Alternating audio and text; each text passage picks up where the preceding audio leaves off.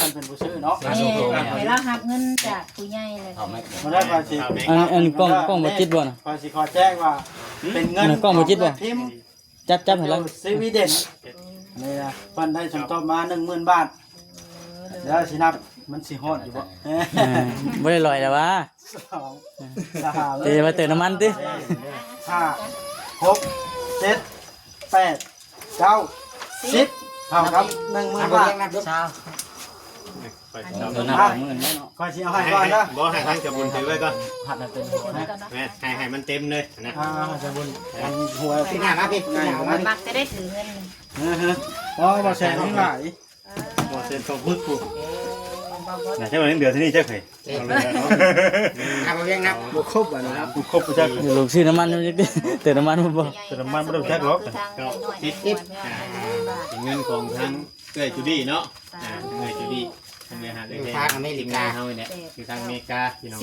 เป็นมาชมทบในการซื้อดินเนาะ เต็มจำนวนเงิน 10,000 บาท โอเค ของข่อยกับของเอ้ยน้อยงวนจากประเทศออสเตรเลียเนาะที่ว่าเพิ่นมาสมทบ โอ้ 10,000 บาท ใหญ่ลาท่านอันนี้ลองเนาะ กูจะคนเนาะทาง ทางบ่ซานเนาะ ตะบุญเป็น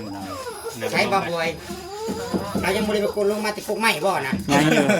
เริ่มได้จ้ะ ไปใช้อยู่นี่ แล้วไป โอ้ลูกให้ ไปคุยกัน จะหน่อยลูกกิ้งลงเฮือน ก็ เด้ ได้ตกตกเครื่อง แห้งผมมีแนวขังอยู่เนาะ ได้เงินก็บ่นั่นเด้นี่ อ่ะพี่น้อยเนาะอันนี้จำนวนเงิน 20,000 บาทเนาะเป็น อย่าไม่ ข เอา อง จับ ทางแม่เพชรพี่น้อยเนาะ บ่คำบางกล้องบ่เสียงบ่คำ 20,000 บาทเด้อเนาะพี่น้อยของทางแม่เพชรเนาะให้สมทบลูกลง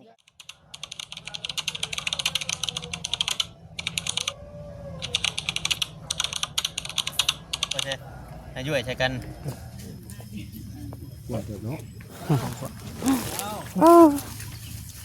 เท้า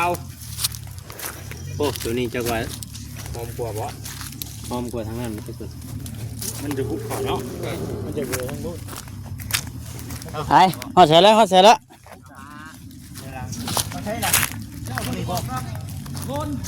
พูน 30เนาะ30ไปปลายนะนี่พออยู่พออยู่เนาะเอา30แล้วเนาะ30กลมๆเลย30 30รถหมอยชาปลายเนาะ มามุมนี้บัดนี้อีกเรื่องนึง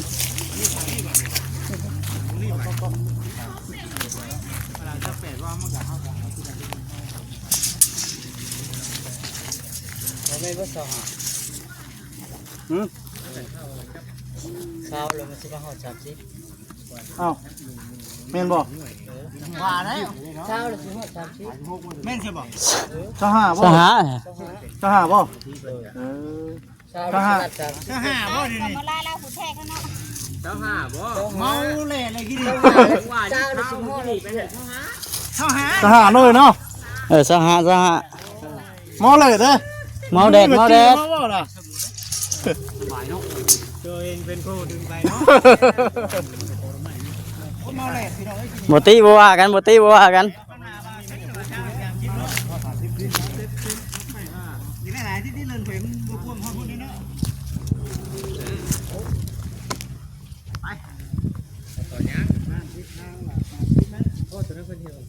ที่เจ้าหาเนาะค่ะมาเดี๋ยวเนาะเดี๋ยวเงาเยอะที่ตรงนี้เนาะ นั่งกำลังให้นั่งให้กำลังใจดอกข่อย ขีด4ด้านแล้วบ่จดอ่ะเอาร้อยบ่เข้านั่งเดียวเป็นคนบ่ล่ะวะ ขีดชีด้านนะบ่จิต กี่ด้านเจ็บอ่ะมื้อนั้นข่อยกล้าเด้มื้อน่ะมื้อนั้นโยกว่ามื้อน่ะโยกเด้มื้อน่ะเฮาซ้ำคัวงัวกาหนัง ฮะ ว่าสำกาหนังงัวเนาะจะว่ากะ การหนังวัว เขาอยู่เนาะเขาคนแต่ว่าก าหนังเขาเอิ้นน่ะโคงเนาะอันบ่เผา นับเด้อเด้อข่อยเมาแล้ว 15บ่15 20บ่นี่30หรือบ่บัดนี้ สิเรากินนี่เนาะสาวว่า30เอ้าเขาว่า คนจะลงกำติสหา สวัสดี จดทิศให้เด้อพ่อจดทิศให้เด้อทิศเหนือทิศใต้โอเค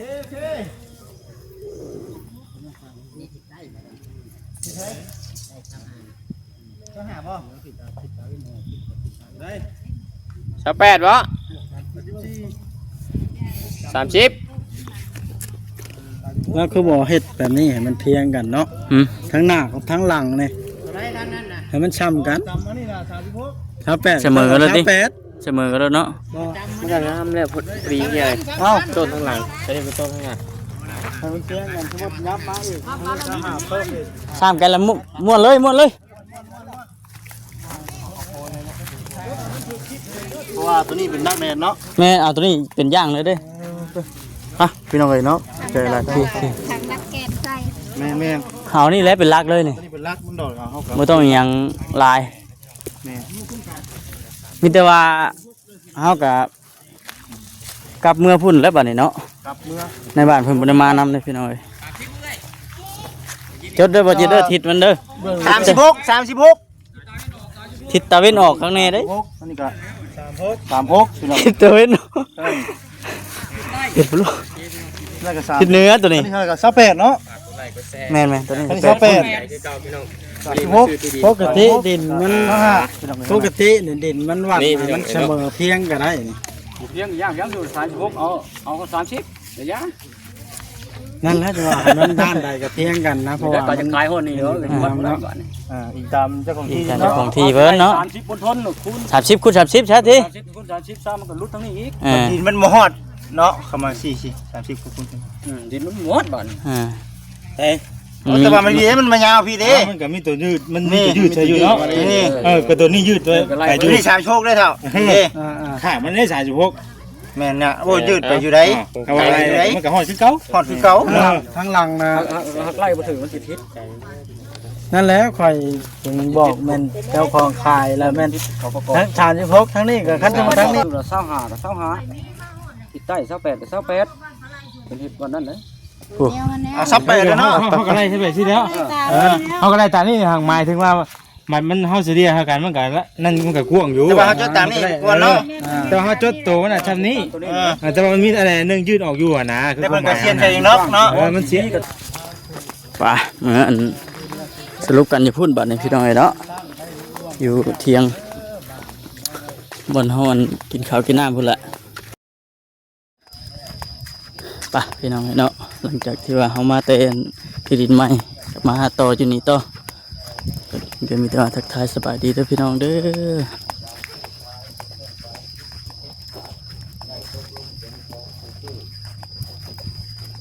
ของผู้ขายบ่มีสิทธิ์เรียกห้องคืนแต่ประการใดข้าพเจ้าขออย่างยืนยินใจดังกล่าว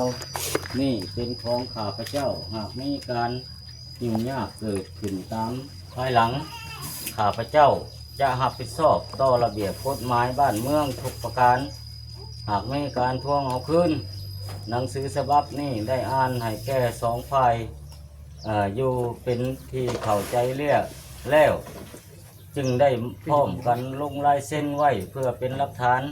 อย่างยืนว่าแม่นลายเส้นของผู้ซื้อและผู้ขายพร้อมด้วยพยานที่ได้มีลายเส้นอยู่นี้เพราะว่าลายพยานมันก็ต้องมีเนาะตัวนี้ใบอย่างยืนการซื้อขายตัวนี้ใบมอบกรรมสิทธิ์โดยซ่องหน้าพยานเกษียณ3 คนดังนี้1 เท่าคูณอายุ40 ปีอยู่บ้านนาเก่งเมืองชุมพร2 เท่าล้นอายุ28 ปีอยู่บ้านนาเก่งเมืองชุมพร3 เท่าคูณอายุ25 ปีอยู่บ้านนาเก่งเมืองชุมพรข้าพเจ้าชื่อนางคำอายุ35 ปีสัญชาติลาวปัจจุบันอยู่หน่วย3บ้านนาเก่งเมืองชุมพรแขวงสะออนเขตได้เห็นดีตกลงมอบที่ดินจำนวน1 ตอนซึ่งมีเนื้อที่125 ตารางเมตรขอบเขตแดนดินดังนี้ทิศเหนือติดกับนางคำยาว18 เมตรทิศใต้ติดกับนางลับยาว25 เมตรทิศตะเวนออกติดกับนางคำยาว36 เมตรทิศตะเวนตกติดกับนางลับเองยาว36 เมตรเนื้อที่ดินดังกล่าวได้มอบให้เป็นกรรมสิทธิ์ให้แก่เท่าคำลาอายุ30 ปีอาชีพเป็นหน้าที่อยู่ปัจจุบันอยู่บ้านนาเก่งเมืองชุมพรแขวงสะออนเขตนับแต่วันที่ได้ลงลายเซ็นนี่เป็นต้นไปดินดังกล่าวนี่แม่นตกเป็นกรรมสิทธิ์ของเท่าคำลาเนาะยังบ่ทันได้ใส่เบิดอันนี้ เพราะว่ายังสิให้ใครอันชื่อลูกชายเราก็ชื่อทีมงานอีกคนนึง เป็นเจ้าของและคุ้มครองน้ำใช้อย่างเด็ดขาดถ้าหากมีพี่น้องผู้ใดมาทวงเท้าเอาข้าพเจ้าผู้มอบจะขอหับผิดชอบต่อหน้าที่กฎหมายของบ้านเมืองทุกประการฉะนั้นจึงได้เหตุไว้มอบกรรมสิทธิ์นี่เพื่อเป็นหลักฐานไปนำเสนอแผนกการที่เกี่ยวข้องคือทรัพย์สินที่ดินเมืองหรือแขวงจึงได้ค้นคว้าพิจารณาตามทางที่ควรด้วยเพื่อเบิดเนาะที่บ้านนาขิงวันที่1 เดือน 7 2026พระเจ้าจะเอาเขาน้ำหมด แม่ บวกชื่อลูกแล้วเขาน้ บวกชื่อลูกกับชื่อวอเทนนะเข้าไปแปะไว้ ำตามทางผู้ใหญ่ทางข่อยเพิ่นเว้ามาเพิ่นว่าให้ใส่เบิดทุกคนที่ว่าเป็นสะ เพราะ พา ว่าน บุญ ชุมเฮานั่นเอาเป็นแบบว่าผู้ยั่งยืนใส่เป็นผู้ยั่งยืน เพิ่นให้มีชื่อเบิด4คนเพิ่นว่ามีเบาเซนเจ้าบ่บอสค่อยตามที่เพิ่นว่า ทุกคนก็ได้ แม่นตามที่เพิ่นเว้ามา ใส่เฮาก็เขียนได้ก็ได้ใส่ไว้ทุกคนเนี่ยก็ได้ มีวัตถุกคนเพิ่นว่าในนามเป็นสะพานบุญให้ทางผู้ใหญ่เพิ่นนะ โดย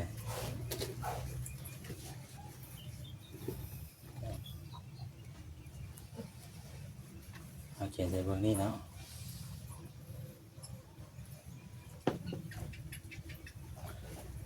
เงินนี่จ่ายเลยเนาะหรือว่าอีก2 ปีบ่ เจ้าใส่ไว้เสือเจ้า ก่อนบ่ ก่อนเจ้าของดินเพิ่นนี่ยากเลยเนาะ ของดินเพิ่นก็ได้ ยับเข้าว่าหยอกเจ้าของดินเพิ่น มา เพิ่น ใส่ บ่ยิน ใส่ ใช่ ก่อน เด้อ นี่แหละนี่ผมมูลเลย เซ็นชื่อบ่ เซ็นชื่อได้บัดนี้ เต็มบลักเลยยึ งามลูกเอ้ย กล้องพาเนี่ย ไอ้ก็ไอ้ยา เอาขออนุญาตเลยดิขออนุญาตเลยดิว่ะ เอาซะ ขอโทษมาพี่เด้อเพราะว่ามันสิเต็มกล้องค่อยจะเส้นนี่เนาะ เส้นวัตถุ เส้นเต็มบ่ค่อยกินเป็นชื่อได้ค่อย บ่ เล็ดตัวนี้ดิ เขียนจะซื้อแหล้ว ดีได้เขียนชื่อได้ ค่อยจะเป็นลูกแล้วแทนจะขี้หลัง จะขี้เลย ลองมึงดูจ้ะ บัดนั้นลูกเราเลยใช่ ใช่เลยนะ ให้เพิ่นเขียนให้เนาะ ให้ในบ้านเขียนให้ก็ได้ ลูกเล่าน่ะบวกข้างหลังซื้อพอ ปกติมันมีอัน บวกให้มีพอได้เนาะ ทิ้งพอเลยนะบ่ก็มีอันมีอย่างนะเพิ่นแปรโป้นั่นปกติ เราบ่ ลู ที กเรามาแปร เรา กั บ่ นทำนะ นี่เด้อ อ๋อนั่นบ่ เพราะได้อยู่ดอกในบ้านเพิ่นบวกต่อกับชื่อพอด้วย มาบวกเนาะ ตื่นแล้วบัดเนาะ เดี๋ยวบ่ก็ อ้อยก่อนอ้อยก่อนอ้อยก่อนขอหากัน ใส่ ได้ นาม ให ส ม่ กุล เนี่ย ข้างแน่บ่ ใส่รถ ใส่แล้ว นี่ก็ใส่เลย น้ำหาพ่อเด้มีอะไร คือหลายคนมันคือกันเด้ นามสกุลข่อยก็บ่เรียนคือกันเด้ เขาห้องว่าสายญา อ่า ติ นว่า เมียเหงาเดียวกัน กับไผเนาะกับไผ บ่เวียน ไว้ ก่อนจะใส่ไว้ก่อน งาม เดี๋ยวพวก งานเจ้า เนาะ มันมีรายชื่อ โอ้ย มันลายรายชื่อเลย ยันว่าทางนายว่า ลายเลย มือก็ชัด มันหล่อเหมือนเนาะ เนาะ ใส่แน่น่ะ งานยังบ่ได้มอบเบิด ได้บ่หรือจ่ายเลยบ่วันนี้ ๆจดไว้ข้างในอะไร จ่ายเลยบ่เงิน เกิดไว้ น่ะ ได้ จ่า เนาะ ยเลยแล้วบัดนี้ เอาได้มาแสน เนาะ เอาเปอร์เซ็นต์จ่ายเลยได้บัดนี้ ใจเลยบ่ แม่นแล้วบาท เส้นด้วยกันบ่ ยังว่าแล้วบัดนี้ คือว่าเส้นเล็กกี่นี่ ส่งฟรีไปสิ เส้นแรงเลยกะนี่ใช่ เจ้าของที่นี่แล้วยิ้มบ่ออกเลย ให้เราไปได้ครับให้เบาคำหลังครับก่อน แม่ถ้าท่านเป็นผู้ชื่อเนาะ ให้เราหักเงินจากผู้ใหญ่เลย เขาไม่ มาได้ก่อนสิ อันกล้องบ่จิตบ่น่ะ ก่อนสิขอแจ้งว่าเป็นเงิน กล้องบ่จิตบ่ พิมพ์ จับให้แล้ว สวีเดนนี่นะเพิ่นได้สมทบมา 10,000 บาทแล้วสินับมันสิฮอดอยู่บ่ บ่ได้ลอยแล้ววะ 2 3 เดี๋ยวมาเติมน้ำมันติ 5 6 7 8 9 10เท่ากับ 10,000 บาท เช้า ไป เดินหน้ามือเนาะ ก่อนสิเอาให้ก่อนนะ บ่ให้ทางจะบุญถือไว้ก่อน หัดมาเป็นหัวนะ แม่ให้มันเต็มเลยนะ จะบุญอันหัว พี่หน้ามาพี่ ง่ายกว่านั้น มักจะได้ถือเงิน เพราะว่าแชร์ทั้งหลาย หมดเส้นต้องพึกกู ไหนใช่วันนี้เดือดที่นี่เจ้าเคย เอาไปเรียงนับ บ่ครบอ่ะนะครับ ครบจัก เดี๋ยวลูกซื้อน้ำมันจักดิเติมน้ำมันบ่ ทางน้อยๆ10 บาท เป็นเงินของทั้งเอื้อยจูดี้เนาะเอื้อยจูดี้ทางเรือหาดเล็กๆทางอเมริกาเฮาเนี่ยคือทางอเมริกาพี่น้องเป็นมาชมทบในการซื้อดินเนาะ เต็มจำนวนเงิน 10,000 บาท โอเค ของข่อยกับของเอ้ยน้อยไอ้งวนจากประเทศออสเตรเลียเนาะที่ว่าเพิ่นมาสมทบ โอ้ 10,000 ผู้ บาท ใหญ่ลาท่านอันนี้ลองนี่เนาะ ผู้จักคนเนาะ ทาง ทางบ่แซนเนาะ ตำบลเป็น ใช้บ่บวยเรายังบ่ได้ไปกดลงมาติกุกไม้บ่นะ ยังอยู่ ลงได้บ่จ๊ะ ไปใช้อยู่นี่ แล้วไปเอา โอ้ลูกให้ ไปคุณก่อน จะหน่อยลูกกิ้งลงเฮือน ก็ได้ปกตกเฮือน แข็ง ได้ แข็งบ่มีแนวขังอยู่เนาะ ได้เงินก็บ่นั่นเด้นี่ อ่ะพี่น้อยเนาะอันนี้จำนวนเงิน 20,000 บาทเนาะเป็นของทางแม่เพชรพี่น้อยเนาะ บ่คำบางกล้องบ่เสียงบ่คำ 20,000 บาทเด้อเนาะพี่น้อยของทางแม่เพชรเนาะให้สมทบรวมกันเนาะตามบ่ รวมเป็นเท่าไหร่เป็นห้า เป็น50,000 พี่มามลุงพี่มั้ย 20,000พี่น้อย มามั้ย สมทบเงินซื้อดินในทางบ่คำดาเนาะ ตกอยู่10,000บาท 20,000 บาท เป็นกับนี่อย่างนี้มองดีนะ งาน คร เนาะ บเนาะรวมทางผู้ใหญ่ดี4ท่านเนาะ โดย สมทบสิการผู้นี้ได้50,000บาททางเราก็เป็นสภาพ ไปซื้อขายเนาะ ยินดีและก็ดี ไป ใจ ซื้อ มาก 3คนไปขาย3คน ล่ะ เพิ่นเฮ็ดเวียกแล้วเพิ่น ใส่ตลาดเอ้ย ลงได้เส้นไหนบ้าง ก่อนกินข้าว บ่อยากได้บาทเนาะ ให้เจ้าหัดกันเด้อเป็นเงินกัน 10,000 บาทเนาะมัน หน้ามาดูบ่คำด่า เอาวันนี้ ที่ว่า กล้องแนวกล้องเดี๋ยว สูง เดี๋ แล้ ยว วได้ เกียดเลยพอแล้วยัวเอาบาท มา เลือกลูกกันก็ได้ไป กำลัง เอาลูกรถ ตัวทีบตัวได้ มันบ่ม่วนเด้ ได้ก่อนเล่นได้ ตั้งไว้ตัวมีค่า น้องไปบาทนะ ใช้เงินมา ต่ออีกบ่มื้อนี้พี่ข่อยนี่ผู้ดีคนหน่อยให้ก็เลยเบ่ง เบรกมาเดินนอน มา มา ให้ทั้งเจ้าของที่ดินเป็นนับเงินดูนับเงินดูบาทนี่แล้วจะมาจ้ำกันดอกอันนั้น ไอ้จังจำน้ำดังเนาะ โอ้ระดับชั้นเลย รับเมื่อยตาเด็ก ยากับยืดดีใจอ่ะ จืดเลยเนาะ เอาเลย เสาเฮือน น้ำเป็นใบเลย ง่าย นับได้จะน้อยอันวิทย์นี่ครบครบ ความเพื่อน แม่ ง่าย แม่ นะ ต้องนำเลย ง่าย มันเด้อ ทำตกปองเด้อ อยู่ได้เนาะ แม่ ที่ตอนบ่อแสนจับเงินกันอย่างเราสลอดสอดแสบ